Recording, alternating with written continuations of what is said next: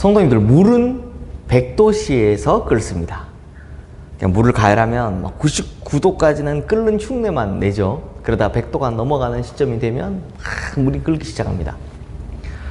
이 나무젓가락 부러뜨릴 때도 보면 힘을 가합니다. 이렇게 서서히 힘을 가하면 이게 힘을 가한다고 해서 바로 딱 부러지지 않습니다. 즉 어느 한계, 어느 시점에 도달하는 순간 더 이상 견디지 못하고 나무젓가락이 부러진다는 것입니다. 이렇게 마지막 한계 시점, 이걸 우리는 임계점이라고 부릅니다. 그런데요, 이 임계점이라는 것이 사물에게만 해당되는 건 아니죠. 사람이 화를 참는데도 임계점이라는 게 있습니다. 참자, 내가 또 참아보자 라고 하다가 이 한계를 넘어가면 폭발합니다. 그런데요, 사람만 그런 것이 아니고 하나님께서도 견디고 참아주시는 임계점이 있는 것 같습니다. 물론 하나님께서는 끝까지 참으시고 끝까지 기다리시지만, 만약 하나님의 임계점이 없다면 종말과 심판 역시 없을 테니까 어느 순간 그 참고 기다리심을 끝낼 때가 있다는 것입니다. 이스라엘 백성들이 이제 출애굽을 하고부터 지금까지 이 가나안 땅을 향해 가는 여정 가운데 하나님의 화를 돋우는 일을 얼마나 많이 했는지 모릅니다. 금송아지를 만들지를 않나, 물이 없다고 불평하지 않나. 이 물 없다고 불평하는 건 한두 번도 아니죠. 그 다음에 먹을 거 주니까 처음엔 맛있다고 하고선 곧장 그거 질린다고 불평하지를 않나. 보통의 인간들이 그렇듯이 하나님의 진노의 물이 끓어서 100도씨가 될 때까지 하나님께서 진노하시는 것조차 모르고 그냥 마음대로 불평하고 원망했던 겁니다. 하나님께서 계속 참으셨지만 오늘 본문은 하나님의 임계점을 넘어서 버리는 그런 불행한 일이 발생합니다. 오늘 본문 1절 말씀 보십시오. 온 회중이 소리를 높여 부르짖으며 백성이 밤새도록 통곡하였다라고 합니다. 하나님께서 선물로 주시기로 약속한 가나안 땅을 정탐하고 와서는 울고 불고 소리 지르고 막 밤새도록 저러고 있으니까 하나님께서 얼마나 답답하셨을까요? 그런데 여기까지는 그래도 괜찮았습니다. 하나님께서 임계점에 달한 장면 4절 말씀에 나옵니다. 이에 서로 말하되 우리가 한 지휘관을 세우고 애굽으로 돌아가자 하매. 지금 이스라엘 백성들이 무슨 일을 꾸민 겁니까? 모세와 아론을 지금까지 지도자로 삼고 따라왔는데, 모세와 아론 계속 따라갔다는 우리가 죽을 수밖에 없겠다. 그러니 이제 새로운 지휘관 세우고 다 같이 이집트로 돌아가자라고 한 겁니다. 그리고 본문 10절 말씀입니다. 온 회중이 그들을 돌로 치려 하는데 그때 여호와의 영광이 회막에서 이스라엘 모든 자손에게 나타나시니라. 말만 그렇게 한 게 아니라 이스라엘 백성들이 정말 모세와 아론을 돌로 쳐 죽이려고 했던 것입니다. 그러니 하나님께서는 지금까지 참으셨지만 이번만큼은 기다려주시질 못하는 겁니다. 안 그러면 모세와 아론이 죽을 판이거든요. 그래서 하나님의 영광이 회막 가운데서 나타나신 겁니다.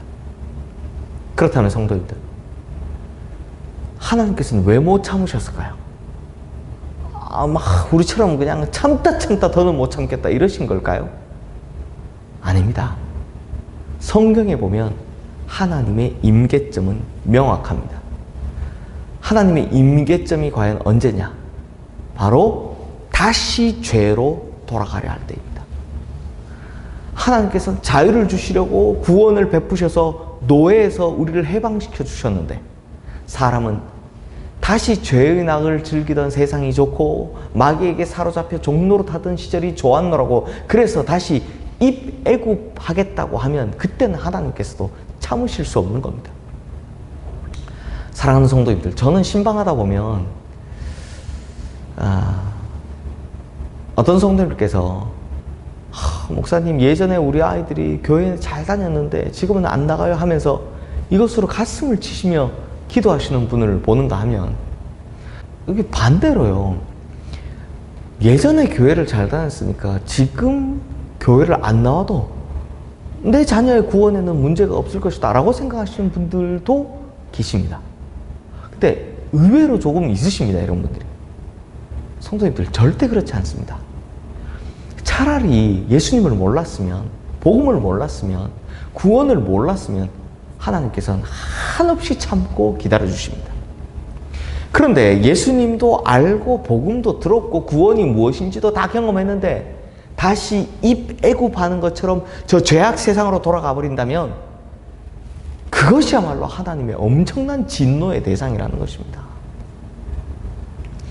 사랑하는 성도님들, 우리가 신앙생활 하다 보면 회의가 올 때도 있고 열심히 기도하고 간구하지만 응답이 없어서 실망할 때도 있고 또 광야 같은 인생길 지나는 이 세월이 너무 견디기 힘들어서 원망스럽고 절망스러울 때도 있습니다.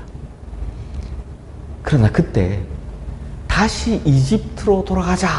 내가 이전에 죄의 낙을 즐기던 곳이 너무 좋았고 내 육체가 즐거워했던 그곳이 너무 좋으니 다시 돌아가자 라고 하면 그때는 하나님께서 참지 않으신다는 것입니다. 사랑하는 성도님들, 하나님께서 우리를 어떻게 건지셨습니까? 자기 독생자 외아들 예수 그리스도를 십자가에서 죽이시고 우리를 구원해 놓으셨습니다. 아니 그렇다면 역지사지로 한번 생각해 보십시오. 우리 성도님들 중에 자기 자녀의 목숨값으로 다른 사람 살려놓았는데 정작 그 사람이 배은망덕하게 은혜도 모르면서 지 멋대로 살아가고 왜 살려놓았냐고 막 면전에서 불평하고 있으면 그때 우리 성도님들 심정이 어떻겠습니까? 그러니 자기 아들의 피값을 그저 물리려고 하는, 그래서 다시 돌아가려고 하는데 하나님께서 그걸 과연 참으시겠습니까? 결국 하나님께서는 이 이스라엘 백성들에게 하루를 1년씩 계산해서 40일 정탐했으니 40년을 광야에서 방황하게 만드십니다. 그리고 그 기간이 지난 후에도 갈렙과 여호수아를 제외하고는 아무도 그 땅에 들어가지 못하게 하십니다. 20세 이상은요. 그러므로 성도님들, 우리는 오늘 하나님께서 무엇을 그토록 싫어하시는지, 우리의 모든 잘못을 참으시는 하나님께서 어느 순간 임계점을 드러내시는지 잘 보았습니다. 그러므로 우리야말로 절대로 돌아가서는 안 됩니다. 하나님의 임계점으로 치닫는 돌아감이 있어서는 안 된다는 겁니다. 그러므로 내가 과거에 즐기던 세상락, 그 시절이 그립다 할지라도 절대 돌아갈 마음도 먹지 마시고 돌아가고 싶다는 말도 하지 마시고 그런 생각조차 하지 마시기를 바랍니다. 광야 같은 우리의 인생길 많이 힘들고 참고 버텨야 하고 견뎌야 할 일 많지만 그렇게 견디고 또 견디고 하나님과 하루하루 동행하다 보면 우리에게 반드시 가나안 복지, 그 귀한 땅, 젖과 꿀이 흐르는 땅이 펼쳐지고 어느새 우리는 그 축복의 땅에 도착해 있을 줄로 믿습니다. 기도하겠습니다. 하나님 아버지, 이 험한 광야길 같은 인생 살다 보면 참 마음에 불평과 불만이 생길 때도 있습니다. 그렇지만 하나님, 우리가 절대로 하지 말아야 할 것이 하나님의 임계점을 건드리는 것이겠죠. 그러므로 이 순간이 아무리 힘들고 어렵다 할지라도 예전에 우리가 즐기던 세상 낙으로 돌아가지 않게 하여 주시옵소서. 이 순간이 아무리 괴롭다 할지라도 예전에 우리가 살아가던 그 죄악된 삶으로 돌아가지 않게 하여 주시옵소서. 예수 그리스도의 피값, 자신의 외아들의 피값으로 우리를 구원하셨사오니 그 피값의 값어치만큼 살아가는 우리가 되게 하셔서 결국 이 험한 길 다 뚫고 지나가 가나안 복지, 젖과 꿀이 흐르는 축복의 땅에 이르는 우리 모든 성도님들 되게 하여 주시옵소서. 예수 그리스도 이름으로 기도드리옵나이다. 아멘.